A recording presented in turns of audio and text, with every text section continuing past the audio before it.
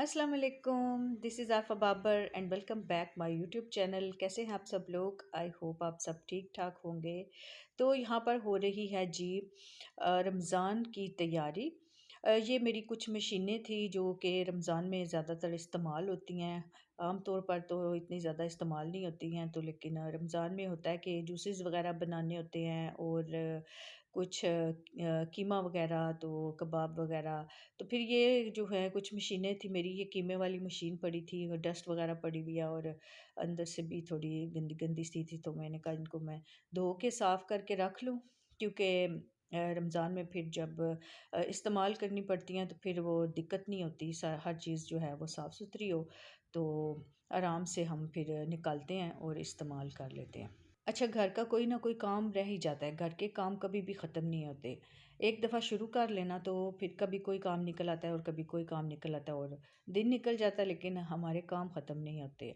वैसे तो मैंने साथ ही साथ डीप क्लीन कर लिया था, फिर बीच में शादियाँ आ गई थी तो शादियों में भी बिज़ी रहे और टाइम नहीं मिलता था और थोड़ा-थोड़ा लेकिन मैं घर को साफ़ करती रही और फिर आखिरकार जो है मैंने सारा काम कंप्लीट कर लिया। और ये जी मेरी मशीनें जो हैं ये साफ़ हो गई हैं। ये गाजर वाली मशीन थी, ये मैंने जो है पहले धो ली थी, तो ये अब ड्राई हो चुकी है, तो इसको मैंने बंद कर लिया, सेट करके मैं इसको रख दूँगी। लेकिन दूसरी जो मशीनें हैं वो कीमे वाली, वो मैंने अभी वॉश किया है, अभी धोई है, तो फिर वो अभी गीली है, उसको फिर मैं अभी थोड़ी देर के लिए रख दूँगी ताकि वो पानी उसका ड्राई हो जाए। और ये जो मेरा हैंड ब्लेंडर है ना, इसको मैंने धो लिया था, तो इसके ऊपर मैं ना हमेशा ये एक शॉपर जो है ना बैग, शॉपिंग बैग चढ़ा देती होती हूँ, ताकि जो है कोई कीड़ा वगैरह इसको ना लगे, क्योंकि मुझे बहुत ज़्यादा इन चीज़ों से जो है ना एलर्जी है। वैसे तो कीड़े वगैरह इधर होते नहीं हैं, लेकिन फिर भी एहतियात बहुत ज़रूरी है, कहीं कोई कीड़ा निकल ही आए तो फिर दिल बहुत ज़्यादा ख़राब होता है, तो इसलिए मैं सेव कर लेती हूँ। अच्छा जी, तो यहाँ पर मैं धो रही थी कालीन। ये कालीन जो है मैं किस रूम में डालती हूँ और कहाँ पे यूज़ करती हूँ ये मैं आपको बाद में बताऊँगी। लेकिन अभी जो है मैं इसको धो रही थी, धूप बहुत अच्छी थी, तो मैंने कहा इसको जल्दी-जल्दी धो लूँ तो शाम तक ये ड्राई हो जाएगी, तो फिर मैं इसको यूज़ करूँगी और फिर मैं आपको दिखाऊँगी ये अपना रूम के किस कमरे के लिए ये मैं धो रही हूँ और कहाँ पे मैंने इसको सेट करना है। अच्छा जी, तो यहाँ पर आप देख रहे हैं कि मोहम्मद राफ़े भी मेरी हेल्प करा रहे हैं।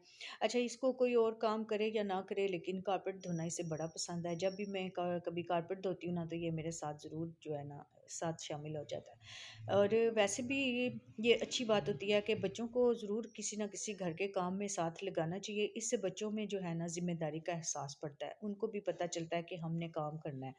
अच्छा, यहाँ पे मैंने क्या किया था, सबसे पहले मैंने सर्फ़ डाला था और सर्फ़ डाल के फिर मैंने कोई थोड़ा-सा इस पे ब्रश मारा, ताकि अच्छी तरह से अंदर से इसके जो तहों के अंदर से जो है सफाई हो जाए, गंदगी साफ़ हो जाए। फिर उसके बाद अब मैं इस पे जो है वाइपर लगा के, तो वाइपर के साथ जितनी भी इसके अंदर गंदगी और होगी ना सारी, वो निकल जाएगी। तो एक दफ़ा सर्फ़ और गंदगी निकल जाएगी, तो फिर उसके बाद मैं साफ़ पानी डाल के तो इसको धो लूँगी। तो चलें जी, ये साफ़ हो गई है। अभी राफ़ी ने थोड़ा-सा वाइपर लगाया और उससे वैसे लगता तो कोई नहीं है, वैसे बेचारा लगा हुआ था, तो फिर मैंने लगाया और अभी साफ़ हो गई है मेरी कालीन, तो अब मैं इसको डाल देती हूँ धूप में। अच्छा, धूप जो है ना यहाँ पे बहुत ज़्यादा तेज़ है। घर के अंदर रूम में ठंड लगती है और यहाँ पे जब मैं कारपेट धो रही हूँ, काम कर रही हूँ, तो इतनी तेज़ धूप है कि गर्मी लगना शुरू हो गई है। उफ़! अच्छा जी, तो उसके बाद मुझे ये धोने थे जयनमाज़। ये मैं हैंड वॉश करती होती हूँ, जयनमाज़ मैं मशीन में नहीं धोती होती।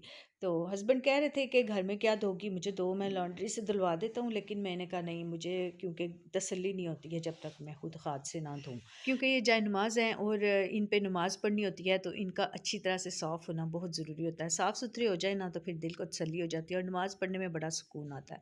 अच्छा, ये जो ग्रीन वाला जयनमाज़ है ना, ये हमारे कोई फैमिली फ्रेंड उम्रा करके आए थे, तो उन्होंने मुझे गिफ्ट में दिया था और साथ में एक तस्बीह और कुरान पाक भी दिया था। और ये वाला जो ब्राउन वाला है ना, ये मेरे हस्बैंड जो हैं वो दुबई से लेकर आए थे। अरे वाह! ये देखिए जी, ये मैं सर्फ़ डाल रही थी और मुझे पता ही नहीं है कि ये मैंने कभी देखा ही नहीं और इसके अंदर से साबुन भी निकल आया। वाह जी वाह! और मुझे पता ही नहीं है और मुझे ये भी नहीं पता कि मैं सर्फ़ कौन-सा वाला यूज़ कर रही हूँ, मैंने देखा ही नहीं है। ओके, तो ये है जी ब्राइट और इस पे तो ऑफ़र लगी हुई थी और मुझे पता ही नहीं चला। मैं ऐसे ही यूज़ कर रही थी, मुझे पता ही नहीं है कि इसके अंदर साबुन था।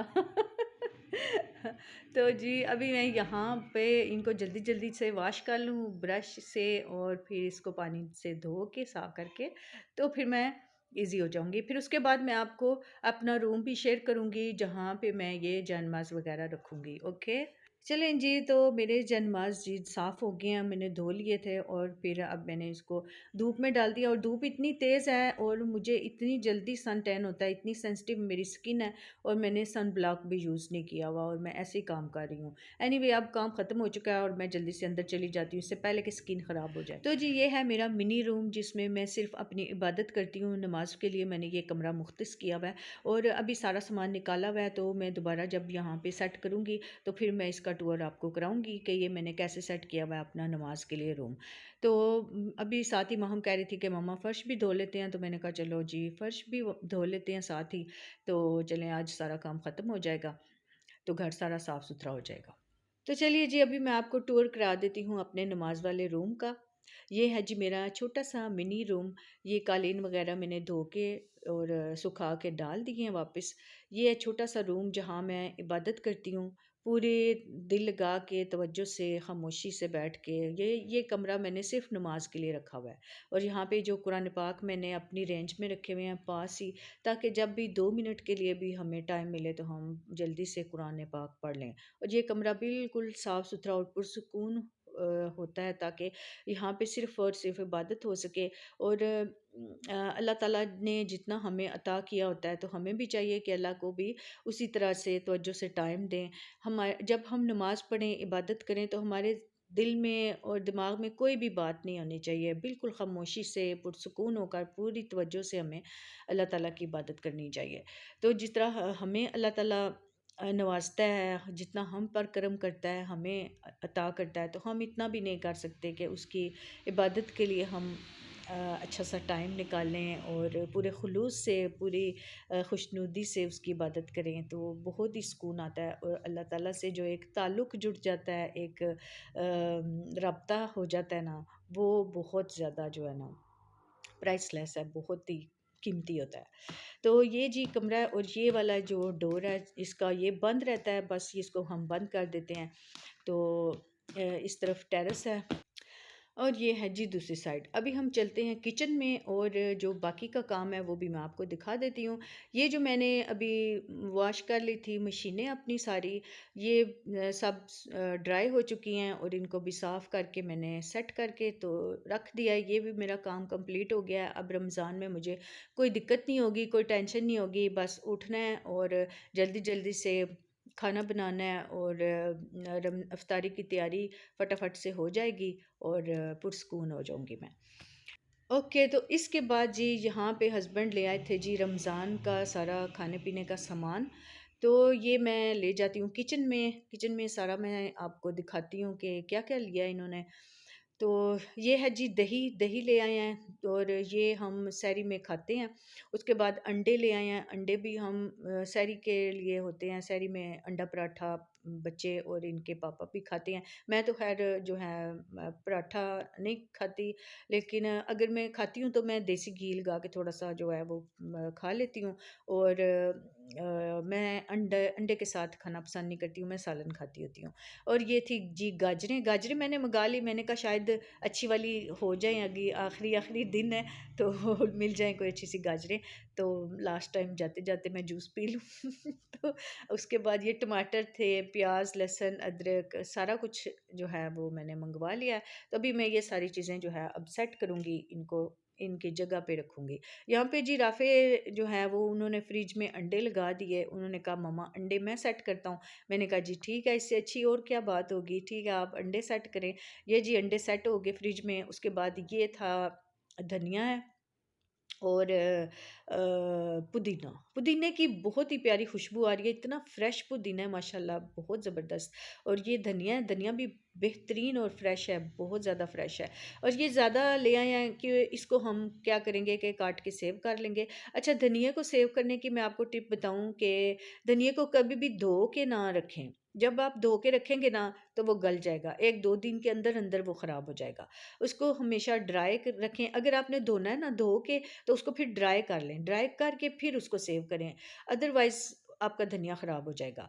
तो दूसरा ऑप्शन ये है कि उसको बिना धोए आप इसी तरह काट के ना तो सेव कर दें, ठीक है? किसी कंटेनर में डाल के रख दें फ्रिज में, तो जब निकालें, जब इस्तेमाल करना हो तो निकाल के उसको उसी वक़्त धो के इस्तेमाल कर लें, ठीक है? ये मैंने काट लिया तो मैं अब इस कंटेनर में डाल के ना तो इसको फ्रिज में सेव कर दूँगी, स्टोर कर दूँगी, तो फिर रमज़ान में जो है मुझे ज़्यादा दिक्कत नहीं होगी।